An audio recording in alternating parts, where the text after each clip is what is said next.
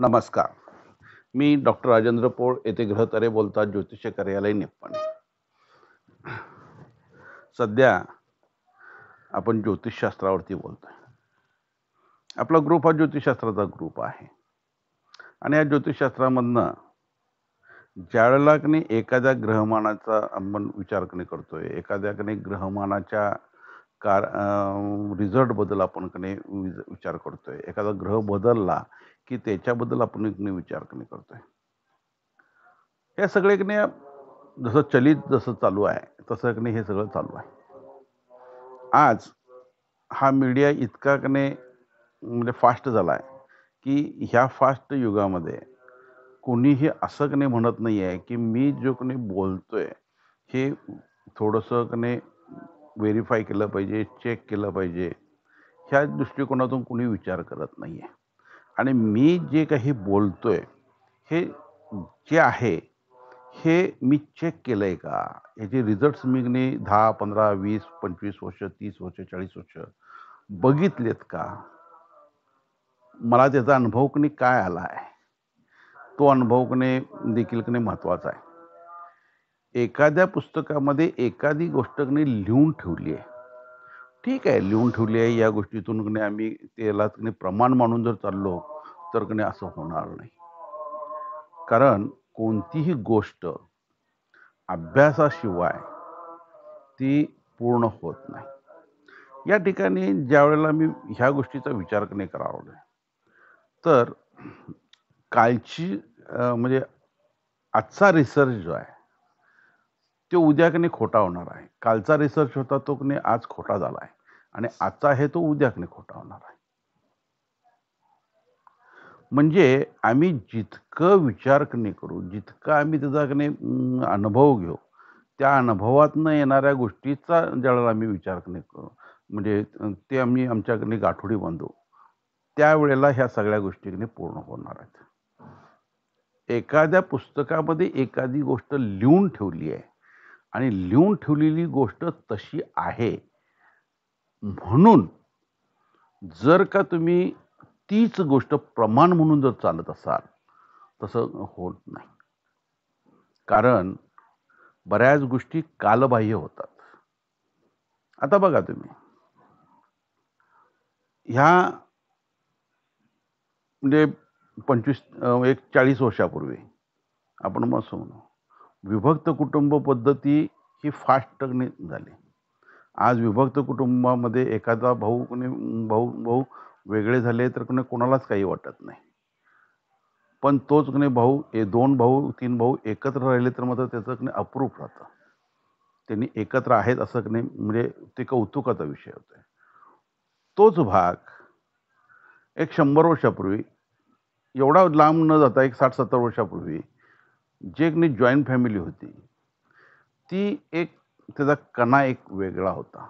त्याची त्या एकत्र असलेल्या कुटुंबाची ज्या पद्धतीनं रचना होती, त्या घरातलं जे काम होतं, त्या घरातल्या ज्या काही नाते, संबंध हे ते सगळे होते, हे सगळे वेगळे होते. मग ह्या ज्या गोष्टी आहेत, ह्या गोष्टी जसा काळ बदलला तसं हे सगळं बदलत चाललंय.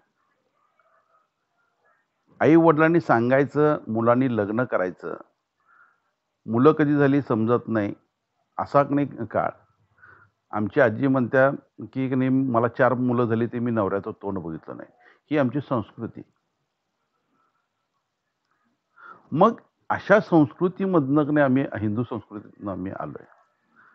मग जर का ह्या सगळ्या गोष्टी ह्या इतिहास आम्ही जर इतिहासाचं भांडवल जर करून ह्या सगळ्या गोष्टी बघितल्या, तर आम्हाला एक गोष्ट दिसते, की काळ हे खूप मोठं एक सोल्युशन आहे आणि हे सोल्युशन आपल्याला अभ्यास करायला लावतं.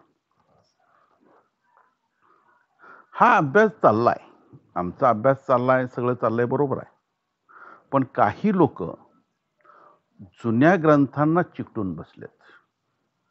जुन्या ग्रंथांमधले ज्या काही गोष्टी आहेत, ह्या गोष्टी प्रमाण आहेत, हे मी देखील मानतो. म्हणजे उगीच गैरसमज नको, की बाबा मी जुने ग्रंथ मानत नाही, असा काही विषय नाही आहे. पण काही ग्रंथ याला की नाही जो काही त्यांचा की नाही आलेला अनुभव आहे, हा अनुभव पॉझिटिव्ह आहे की निगेटिव्ह आहे हे देखील की नाही इथं ओळखता आलं पाहिजे. कारण मध्यंतरामधल्या मुद्रण संस्था आल्यानंतर मध्यंतराच्या की नाही काळामध्ये काही म्हणजे ग्रंथांचं ट्रान्सलेशन नवाते गुरुजींनी त्यांनी केलं. आपल्या महाराष्ट्रामध्ये नवाथे गुरुजी हे की नाही फार एक मोठं की नाही प्रस्थ आहे. ज्योतिषशास्त्रामधले की नाही त्यांचे जे रिसर्च आहेत ते की नाही खूप मोठे रिसर्च आहेत. त्यांनी की नाही काही ग्रंथ संस्कृत ग्रंथाचं रिसर्च केलं आणि त्या संस्कृत ग्रंथाच्या रिसर्चमध्ये सॉरी हे ट्रान्सलेशन त्यांनी केलं, मराठीमध्ये ट्रान्सलेशन केलं, संस्कृत मराठीमध्ये ट्रान्सलेशन केलं. हे रिसर्च करूनच त्यांनी केलेलं आहे. ते मराठी ट्रान्सलेशन केल्यानंतर त्यांना वाटलेल्या ज्या काही गोष्टी आहेत त्या गोष्टी त्यांनी प्रामाणिकपणाने इथं मांडल्या. प्रामाणिकपणाने मांडल्या आणि त्या आपल्याला नंतर त्याचा आपण ज्यावेळेला त्याचा उहापोह करायला बसलो त्या गोष्टी बरोबर तिथं आल्या. त्या ग्रंथाशी मी सहमत नाही हे परखडपणे नवाते साहेबच लिहू शकतात, नवाते गुरुजीच लिहू शकतात, दुसरं कोण लिहू शकत नाही. संस्कृत आहे म्हणून आपल्याला त्याच्याबद्दल अप्रूप वाटतंय, संस्कृतमधले श्लोक आहेत म्हणून एखादा होत आहे. एखादा म्हणजे ज्योतिषी एखाद्या संस्कृतमधले ग्रंथ म्हणजे श्लोक जे वाचून त्याचं ट्रान्सलेशन करून जर त्या गोष्टी जर बोलत असेल आणि त्या बोलून जर त्याच गोष्टी प्रमाण मानत असेल आणि त्या प्रमाणाप्रमाणे जर काही सगळ्या गोष्टी होतात असं जर म्हणत असेल तर ते साप चुकीचं आहे. साप म्हणजे साप चुकीचा. त्यांनी त्या ग्रंथाचा आधार जरूर घ्यावा, पण त्या ग्रंथाचा आधार घेत असतेवेळी आजच्या काळामध्ये या गोष्टी होत आहेत की नाही होत आहेत याचाही विचार करावा. प्रत्येकाच्या आयुष्यामध्ये स्थित्यांतर ही होतातच. आपल्या मराठीमध्ये फार सुंदर एक वाक्य आहे, उकिरड्यातला किडा उकिरड्यात राहत नाही, म्हणजे तो उकिरड्यातनं बाहेर पडतोय. ग्रहमानाची ताकद ही इतकी असते की त्याला त्या उकिरड्यातून बाहेर काढून तो त्याला टॉपला नेऊन बसवतोय. ही ताकद इतर दुसऱ्या कोणामध्ये नाही आहे, तर ती ताकद फक्त ग्रहमानामध्ये आहे.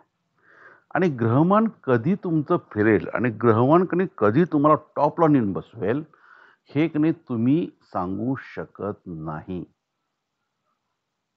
ही तितकीच गोष्ट महत्वाची आहे.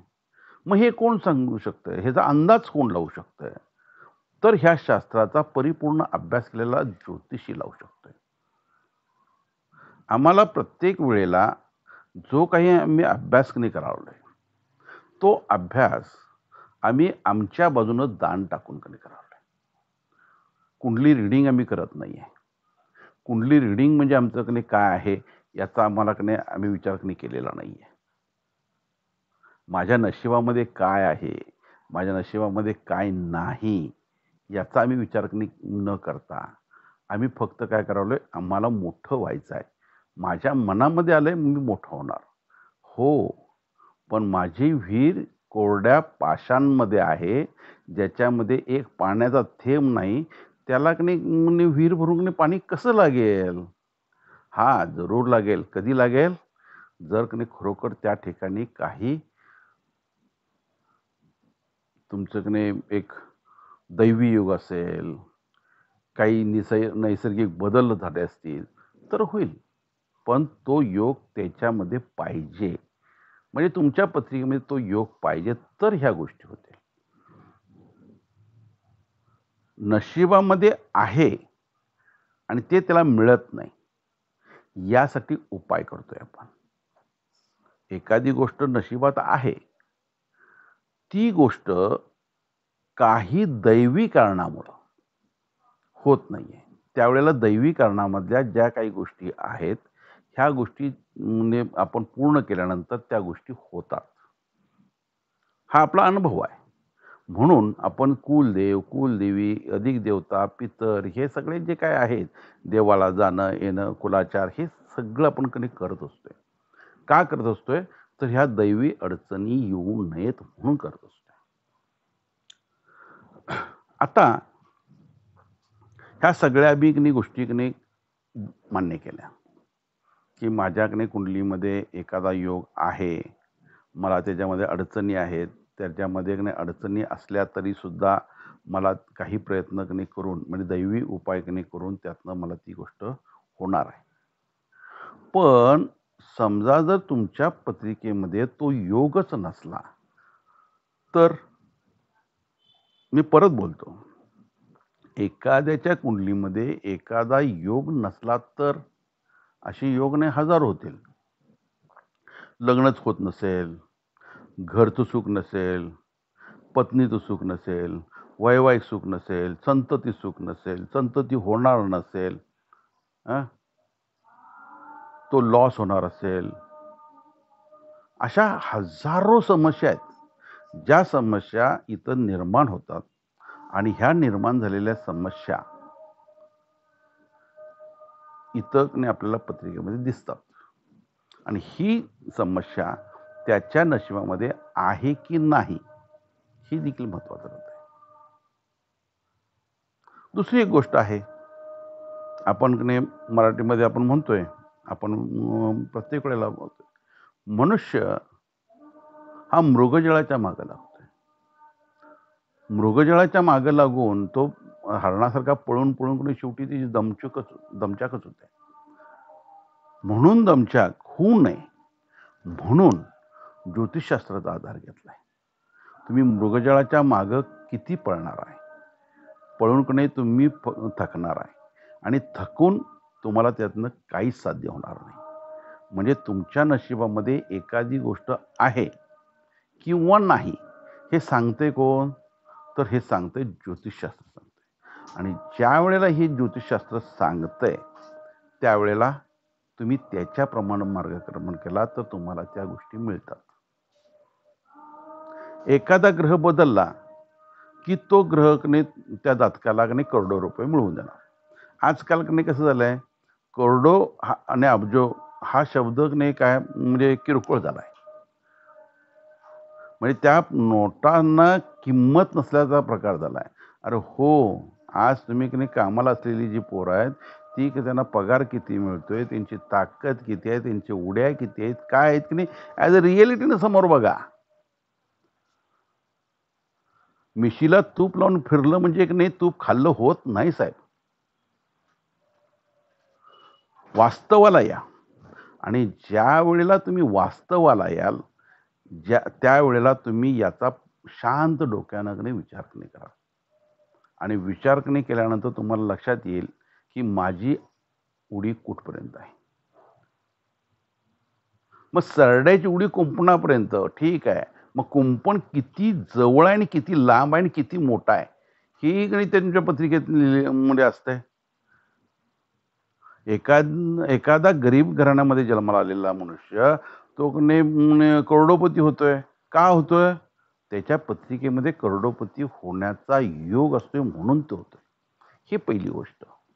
त्याच्या पत्रिकेमध्ये तो योग नाही म्हणून तो आणि तो होतोय असं कधी झालेलं नाहीये आणि तसं दाखवा.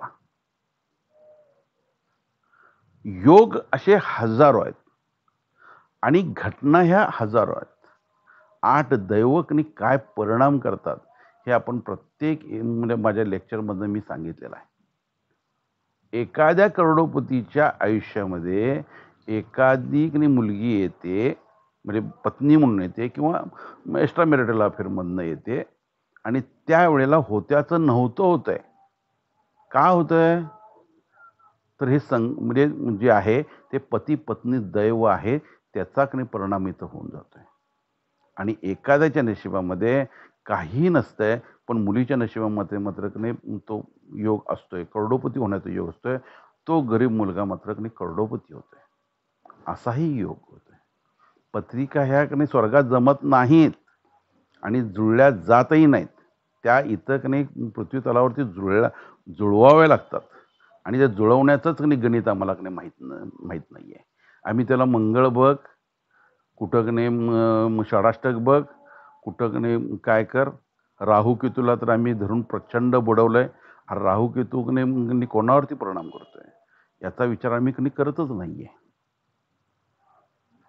आणि राहू केतू म्हटले की आणि कालसर्प म्हटलं की आमच्याकडे सगळी जातक लोक ने घाबरतात.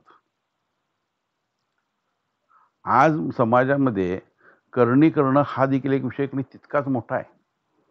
करणी करणं म्हटला की हा एक इतका की नाही सॉलिड की नाही लोकांच्या मनामध्ये न्यूनगंड बसलाय की तो तुम्हाला की नाही काढणं हे तितकंच की नाही अवघड आहे, हे लक्षात ठेवा. कारण माझं चांगलं झालेलं लोकांना बघवत नाही हे असं कोणाला वाटतंय, त्या व्यक्तीला वाटतंय, म्हणून तो म्हणतोय माझ्यावरती करणी केल्या. हाही भाग इथं होतोय. जसा उजेड आहे तसा अंधारही आहे आणि अंधाराचा हा भाग जो आहे तो काही प्रमाणामध्ये त्याचा विचार वेगळ्या पद्धतीने करायला पाहिजे. ग्रहमान बदललं की ग्रहमानामधनं येणारे जे फायदे आहेत, हे फायदे आपण काय करत असतोय, विचार करत असतोय. मग आज आम्ही जर का हे फायदे, ग्रहमानाचे होणारे फायदे विचार केले तर कोणाला होतात, कोणाला होणार? त्याचे काहीतरी नियम आहेत आणि हे नियम ज्या वेळेला तुम्ही फॉलो कराल, तुम्ही व्यवहारितने समोर आणाल, त्यावेळेला तुम्हाला ते दिसेल की हे नियम इथे आहेत आणि या नियमांचा इथं विचार करावा लागेल. आज आम्ही गुरुला शुभ म्हणतोय. शुभ पद्धतीनं फलं मिळतात, अगदी मान्य आहे. गुरु हा शुभच आहे, तो शुभ पद्धतीनं फलं देतोय. चलित गुरु हा शुभ पद्धतीनं फलं देतोय, तो कधी अशुभ पद्धतीनं फलं देत नाही. मूळ पत्रिकेत असलेला गुरु मात्र अशुभ पद्धतीनं फळं देतोय. म्हणजे ज्या स्थानामध्ये तो गुरु असतोय त्या स्थानाचा तो नाश करतोय, ही त्याची फलं आहेत. म्हणजे मूळ पत्रिकेतला ग्रहमान आणि चलित ग्रहमान याच्यामध्ये वेगवेगळा प्रकार झाला आणि त्याचा संबंध वेगवेगळ्या पद्धतीनं लागणार आहे. या ठिकाणी निव्वळ गुरु बदलला की तो चंद्राला कितवा आहे, लग्नाला कितवा आहे, याच्या पद्धतीनं फलं सांगितली जातात. त्याचे काय सांगितलं, भाकीत सांगितले जातात. मग कोण म्हणतोय चौथा चांगला नाही, कोण म्हणतोय पाचवा चांगला आहे, त्याची पंचम स्थानाची दृष्टी चांगली आहे. ठीक आहे, याच्यामध्ये एक वाक्यता का येत नाहीये? एक ज्योतिषी एक सांगतोय तर दुसरा ज्योतिषी दुसरं सांगतोय, हे असं का? का सांगतोय? मीठ आहे, मीठ खारट लागतंय, बरोबर आहे. मला खारट लागलं, तुम्हाला खारट लागलं, म्हणजे त्या खारटपणाची त्याची काय झालं, गुणधर्म झाला आणि तो सगळ्यांनाच लागला पाहिजे. चलित ग्रहमान बदललं की त्याचं नियम सगळ्यांना सारखेच लागले पाहिजेत.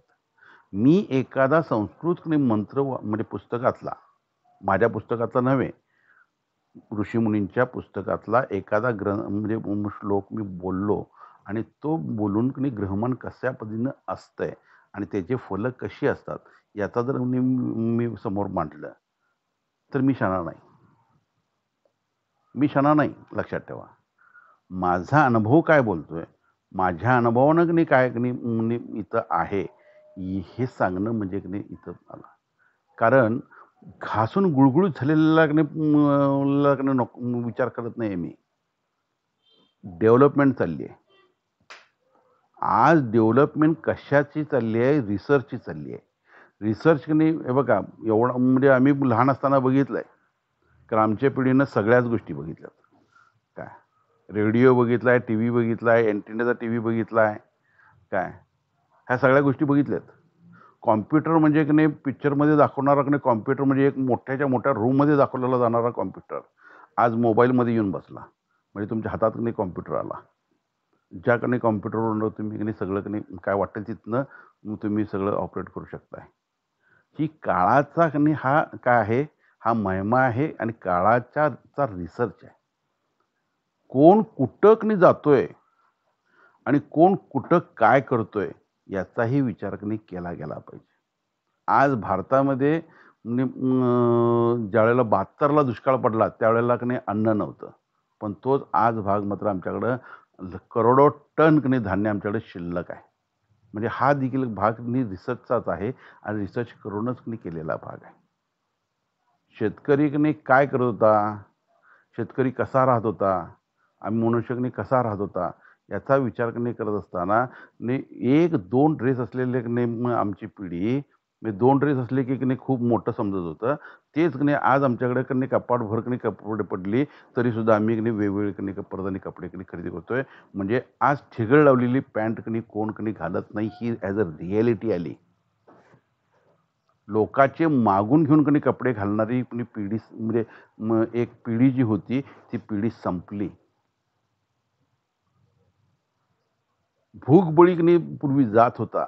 भुकेले की नाही माणूस झोपत होता. आज ती परिस्थिती राहिलेली नाहीये.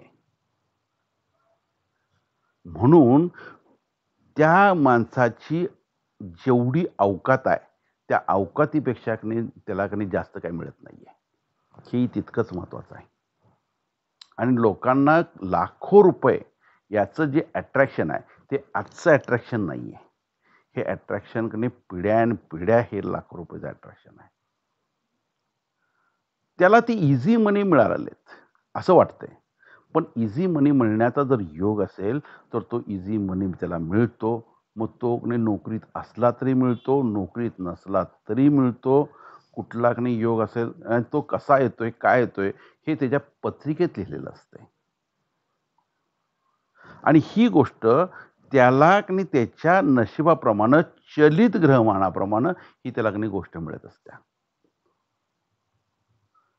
निव्वळ एखादा ग्रह म्हणजे मोठमोठे ग्रह आता की नाही तुमचे गुरु बदलला, शनी बदलला हां, की तुम्हाला लगेच तुम्ही की नाही करोडोपती होणार. असा जो की नाही एक गैरसमज करून की नाही लोकांच्या समोर दिला जातोय. हा की नाही देणं आमच्या ज्योतिषी वर्गानं पूर्णतः थांबवलं पाहिजे. पूर्णतः थांबवलं पाहिजे. गुरु म्हणजे चलित गुरुचं शुक्रावरनं भ्रमण आहे. तुमचा लग्नाचा योग आहे. हो ठीक आहे. लग्नाचा योग येतोय. मलाही मान्य आहे. पण कोणाचा? 60-70 वर्षाच्या म्हाताऱ्याच्या पत्रिकेतही शुक्रावरनं गुरुचं भ्रमण होतंय. कारण आज समाजामध्ये 1 दिवसापासून 70-80 वर्षापर्यंतची लोकं जिवंत आहेत. आणि ह्या सगळ्यांच्या पत्रिकेमध्ये हा गुरु बदललेला आहे. एकट्याच्याच बदलला का? कधीही होत नाही. मग तो सगळ्यांच्या बदलला आहे, तर तो सगळ्यांच्या पत्रिकेतला बदल हा आम्हाला त्यांच्या वयोमानाप्रमाणे, त्याच्या स्थितीप्रमाणे हा की नाही सगळा की नाही याची फलितं काउंट करायला लागतील. लहान मुलीच्या पत्रिकेमध्ये गुरुचं 10-12 वर्षाची पोरगी आहे. तिच्याकडे शुक्रावरनं गुरुचं भ्रमण झालं. हो, म्हणून तिचं लग्न होणार नाहीये. पूर्वीच्या काळामध्ये लग्न होत होतं. आजच्या काळामध्ये लग्न होणार नाहीये. लग्न झालं तर ते अडचणीत येईल. हेही लक्षात ठेवा. कायद्यानं अडचणीत येईल. मग पूर्वी तसं 6-7 वर्षाच्या पूर्वीचं लग्न होत होतं. मग तो काळ बदलला. काळ बदलल्यानंतर तुम्हाला ती म्हणजे ते फलितही बदलावं लागणार आहे. त्याचा विचारही बदलावा लागणार आहे. मग जर का तुम्हाला या पद्धतीने विचार करायचा असेल, तर 12 वर्षाला की नाही त्या मुलीचं शुक्रावरनं गुरुचं भ्रमण आहे. गुरुवरनं गुरुचं भ्रमण आहे. तर त्यावेळेला त्या मुलीला फर्स्ट एम-सी येईल. मुलगा असेल तर त्याला एखादी चांगली त्याला कुठल्यातरी शिक्षणामध्ये कशामध्ये तरी त्याला एक चांगला चान्स मिळेल. तोच की नाही 25-30 वर्षाचे म्हणजे जे लग्नाचे योग्य आहेत, वधूच्या किंवा वराच्या संशोधनामध्ये आहेत, त्यांच्या पत्रिकेमध्ये की नाही जर अशा पद्धतीने योग झाला, तर त्याला की नाही काय होईल? त्याला की नाही वधू मिळेल किंवा वर मिळेल. पण कधी योग्य वयामध्ये की नाही हे ग्रहमान असेल, तर की नाही गोष्टी होतात. बरं, आज आम्ही विचार की नाही कुठला करतोय? एक ग्रह बदलला की सगळं की नाही होतंय. कधीही होत नाही. कधीही होत नाही. कारण मूळ जन्म लग्न पत्रिका ही याच्यामध्ये जे असलेले सगळे जे ग्रह आहेत, ह्या ग्रहांचं कॉम्बिनेशन, ह्याची टेस्ट एक वेगळी आहे. ही मिसळ आहे. तुम्ही एकही ग्रह त्या पत्रिकेतनं असा बाजूला काढू शकत नाही, की ज्याचं तुम्ही की नाही याचा इथं काय काम करत नाही असं म्हणू शकत नाही. त्याच्यामध्ये तुम्हाला रवीपासून अगदी प्लुटोपर्यंत तुम्ही सगळे घेतला आणि हे एवढं करून सुद्धा आणि परत आणखी तुम्हाला स्थिर तारेही आले, हेही लक्षात ठेवा. मग जर का इतकं सगळं आहे, तर त्या पत्रिकेमध्ये एक ग्रह बदलल्यानंतर कसा काय पण फरक पडणार आहे? पडेल. काही ठराविक जणांच्या पत्रिकेमध्ये पडेल. मग कोणाच्या पडणार आहे याचा ज्योतिषानं विचारणी करायचा असतोय आणि तो विचारणी केल्यानंतर तो वेगवेगळ्या पद्धतीने त्याचा विचारणी करायचा असतोय. एक 60 वर्षाचा मनुष्य आहे, तो आजारी पडलाय आणि त्याच्या गुरुवरनं गुरुचं भ्रमण चालू आहे. म्हणजे आता मिथुनेला गुरु येणार, गुरुवरनं गुरुचं भ्रमण चालू होणार. त्यावेळेला काय होईल? तो आजारातनं बरा होईल. म्हणजे ही गोष्ट काय झाली त्याला बेनिफिट झाली. आजारातनं तो बाहेर पडला, ही त्याला बेनिफिट झाली. एखादा धंदेवाला आहे, तो थोडासा काय व्हायला लागलाय, लॉस व्हायला लागलाय आणि तो त्याच्याकडे बदल जो आहे, त्याला धंद्याची पोझिशन आहे, ती धंद्याची पोझिशन थोडीशी सुधरेल. पण कुठपर्यंत सुधरेल? त्याच्या सुधरेल. बेवडं फुगला म्हणून तो बैला एवढा होत नाही. आणि तुम्हाला करोडोपती तुम्ही होणार असं जर म्हणत असाल आणि जर खरोखर तुमच्या पत्रिकेत करोडोपती होण्याचा योग जर असेल, तर तुम्हाला कोणीही अडवू शकत नाही. बरेच लोक मोठमोठी झालेली लोक म्हणतात, मी ज्योतिषशास्त्र मानत नाही. का मानत नाही म्हणतात त्यांनी? का मानत नाही म्हणतात, तर त्यांनी अगदी इझिली त्यांच्या आयुष्यामध्ये स्ट्रगलिंग करत वरती गेलेले असतात. त्यांनी मोठे होतात. मग त्यांनी ज्योतिषी बघतच नाहीत. पण त्यांना ग्रहमान ज्योतिषशास्त्र त्यांनी बघत नाहीत, त्यांनी फॉलो करत नाहीत. म्हणून त्यांना त्यांची प्रगती ग्रहमान थांबवतोय का? तर बिलकुल थांबवत नाही. त्याची प्रगती ते करतायच. म्हणजे ज्या गोष्टी घडायच्या आहेत त्या गोष्टी घडत असतात आणि ह्या घडणाऱ्या गोष्टी याचा आम्ही जर विचार वेगळ्या पद्धतीने करायला लागलो, तर मात्र आपल्याला ह्या ठिकाणी खूप अडचण येणार आहे. एक गोष्ट मी प्रत्येक वेळेला बोलतोय, ग्रहमान म्हणजे एक रंग आहेत, हे कलर आहेत सगळे. आणि हे कलर ज्या पद्धतीनं मिसळतात, एकामेकामध्ये मिसळतात आणि त्यानंतर दुसरा रंग होतोय, तरच त्याचा काय होतोय, आपल्याला तिसरा रंग मिळतो. 2 रंग मिसळल्यानंतर तिसरा रंग मिसळतो, त्याच वेळेला परिणाम दिसतो. 2 रंग जर तुमचे एकत्र आले आणि जर ते एकत्र मिसळले गेले नाहीत, तर तिसरा रंग तयार होत नाही, त्याचा परिणाम आपल्याला दिसत नाही. हेही लक्षात ठेवा. म्हणजे ह्या ठिकाणी हे ग्रह जे आहेत, हे कलरचं काम करतात आणि कलरचं म्हणजे उदाहरणासाठी मी सांगायला लागलोय, कलरचं काम करतात आणि हे कलर कशा पद्धतीनं रिझल्ट देतात हे आपल्याला ज्योतिषशास्त्रातून समजतं. वेगवेगळ्या वयोमानाची लोक आज समाजामध्ये आहेत आणि ही समाजामध्ये वेगवेगळ्या वयोमानाच्या समाजातल्या लोकांवरती वेगवेगळे परिणाम होणार आहेत. मग हे परिणाम कोणाचे होणार? आज गुरु बदल घ्यायला आपण आणि गुरु बदल घेत असते वेळी आज मिथुनेला गुरु येणार आहे आणि तो गुरु ज्या वेळेला मिथुनेला येईल त्यावेळेला त्याचे रिझल्ट्स इथे मिळणार आहेत. बर, वर्षभर असणारा हा गुरु तुम्हाला वर्षभर फल देतो का? देत नाही. देत नाही साहेब. हा फक्त 1 महिना फल देतो. आम्ही त्याचा ढिंडोरा कसा पिटायला लागलोय, तो आला म्हणजे सगळं चमत्कार होणार आहे आणि चमत्कार होऊन सगळं म्हणजे माझ्या जीवनामध्ये सगळा लखलखाट होणार आहे. लखलखाट होईल. जर तुमच्या आयुष्यामध्ये लखलखाट होण्याचा योग असेल, तर तो त्या महिन्यामध्ये लखलखाट नव्हे, अगदी हाय लाईट करून तुम्हाला सोडेल, टॉपला नेऊन सोडेल. बरं, हे जे टॉपला नेऊन बसवण्याचे जे योग आहेत, हे फक्त ग्रहमानामध्ये योग नसतात, ही तितकीच महत्वाची गोष्ट आहे. तर हे योग मूळ पत्रिकेमध्ये स्थिर ताऱ्यामधून आलेले योग असतात.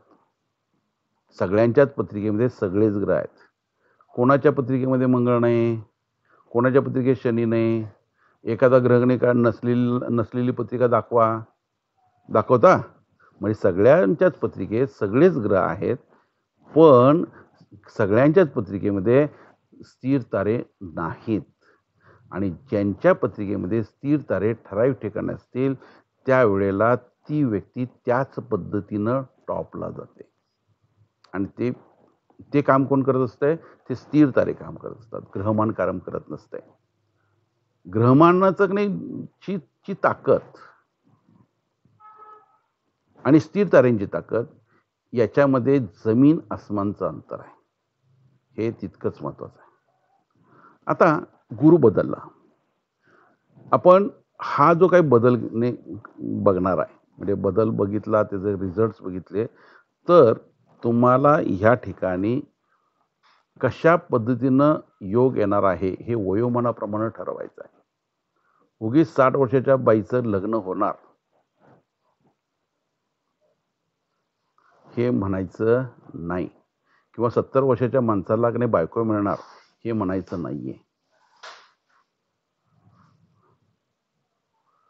भिकाऱ्याच्या पत्रिकेमध्ये देखील ग्रहमान बदलत आहे, आणि तो भिकारी भिकाऱ्यासारखाच बसलेला असतोय. त्याच्याकडे करोडो रुपये शिल्लक असतात, पण तो भिकारी म्हणूनच राहतोय. एवढं लक्षात ठेवा. म्हणजे हा दरिद्री योग जो असतोय हा पैशानं काउंट होत नाही. म्हणजे त्याच्याकडे पैसे आहेत म्हणून तो भिकारी नव्हे असं होत नाही. तो भिकारी योग हा त्याच्या पत्रिकेत असतोय. म्हणजे पैसा हे सर्वस्व नव्हे, हे तितकंच महत्वाचं आहे. आता गुरु बदलला. ज्या पत्रिकेमध्ये म्हणजे आतापर्यंत जे जातक जिवंत आहेत, 1 दिवसापासून 70-80 वर्षापर्यंतचे जातक आहेत, या जातकांच्या सगळ्यांच्याच पत्रिकेमध्ये गुरुचा फरक पडणार नाही. हे मी निक्षून सांगायला लागलोय. पडणार नाही म्हणजे पडणार नाही. तर हा पडणार आहे कधी? ज्या वेळेला मूळ गुरु म्हणजे मूळ पत्रिकेमध्ये गुरु हा मिथुनेला असेल, तुळेला असेल, धनुला असेल आणि कुंभेला असेल, त्याच वेळेला ह्या गुरुचं बेनिफिट मिळेल. चलित गुरुचे बेनिफिट जर मिळायचे असेल तर त्या पत्रिकेमध्ये या पद्धतीचे योग पाहिजेत. परत योग सांगतो. गुरु मिथुनेला पाहिजे, गुरु तुळेला पाहिजे, गुरु धनुला पाहिजे आणि गुरु कुंभेला पाहिजे. फक्त गुरुवर्ण गुरुचं भ्रमण हाच फायदेशीर योग होतो हेही नाही. तर गुरु बरोबर ज्या वेळेला चंद्रावर्ण आणि शुक्रावर्ण ह्या गुरुचं भ्रमण असतं त्यावेळेला देखील त्या जातकाला फायदा होतो. मग कधी होतो? मग शुक्र हा ज्या लोकांचा मिथुनेला आहे, ज्या लोकांचा धनुमध्ये आहे, चंद्र मिथुनेला आहे किंवा धनुला आहे, अशा लोकांना पुन्हा फायदा होणार आहे. गुरुचं शुभत्व येतं आणि गुरुचं शुभत्व ज्या वेळेला येतं त्यावेळेला त्या जातकाला त्या पद्धतीनं फायदा होतो. उदाहरणासाठी एक योग सांगतो. दशमात गुरु आहे, दशम स्थानामध्ये गुरु आहे. कोणाच्याही पत्रिकेमध्ये कोणत्याही लग्नाला, कोणत्याही राशीचा, कोणत्याही नक्षत्राचा दशमामध्ये गुरु आहे, त्या जातकाच्या जीवनामध्ये त्याला त्याच्या उत्पन्नासाठी चढ उतार भोगावे लागतात. त्याला चढ उतार सहन करावे लागतात. त्याच्या जीवनामध्ये चढ उतार हे येतात. त्याच्या इन्कम सोर्समध्ये बदल घडतो. ही ॲज अ रिएलिटी येते. पण या व्यक्तीला काय होत असते, घरचं सुख मिळत असते, तो राहत असलेल्या घराचं सुख मिळत असते, म्हणजे त्याचं घर चांगलं असतं. आणि ज्या वेळेला गुरुवर्ण गुरुचं भ्रमण ज्या वेळेला होईल त्यावेळेला तो राहतेल्या घरासंबंधी त्याला चांगला योग येतो, त्याला नवीन घर मिळेल किंवा चांगलं घर मिळेल, म्हणजे त्याच्या घरामध्ये बदल होईल, किंवा त्याच्या व्यवसायामध्ये की नाही काहीतरी बदल होईल आणि त्याला व्यवसाय मिळेल, प्रगती होईल. याच पद्धतीनं तुम्ही काय करायचं आहे, सगळ्या ग्रहमानाचं योग काढायचे आहेत. वय कोणतं आहे, वय कसं आहे, याचा विचार केल्याशिवाय तुम्हाला सगळ्या गोष्टी म्हणजे तुमचे जे विचार आहेत हे सोडता येणार नाहीत, हे लक्षात ठेवा. नाहीतर काय होतंय, गुरु आला की माझं भरभराट करणार. गुरु हा वर्षभर जरी असला तरी तो फल 1 महिना देतोय. मग ते देण्यासाठी इतर ग्रहमानाचीही मदत लागते. आणि जर का तुमच्या इतर ग्रहमानाची मदत नसेल तर आपल्याला याचा फरक समजत नाही. म्हणजे शनी बघितला पाहिजे, मंगळ बघितला पाहिजे, तितका काल गेला पाहिजे, निव्वळ एक गुरु आला म्हणजे तो कोणी चान्स मिळाला असं होत नाही. लक्षात आलं? तर गुरु बद्दल जे काही की नाही लोक की नाही वेगवेगळ्या पद्धतीने सांगतायत, चंद्रापासून किंवा लग्नापासून हा वेगवेगळ्या स्थितीमध्ये असेल त्यावेळेला तो कोणी बेनिफिट देतोय, हे जर सांगतायत तर हे की नाही कशा पद्धतीने सांगतायत हे त्यांनी सांगितलं पाहिजे आणि त्याचं की नाही त्यांनी एक मार्क केलं पाहिजे. लग्नाचा योग प्रत्येकाच्या पत्रिकेत असतोय. योग्य वेळेला लग्न होण्याचा योग हा ठराविक लोकांच्या पत्रिकेत असतोय आणि लग्न तटण्याचा योग जो असतोय तो दैवी योग असतोय. एखादं ग्रहमान बदललं म्हणून लगेच लग्न झालं असं कधीही होत नाही, हे लक्षात ठेवा. धन्यवाद.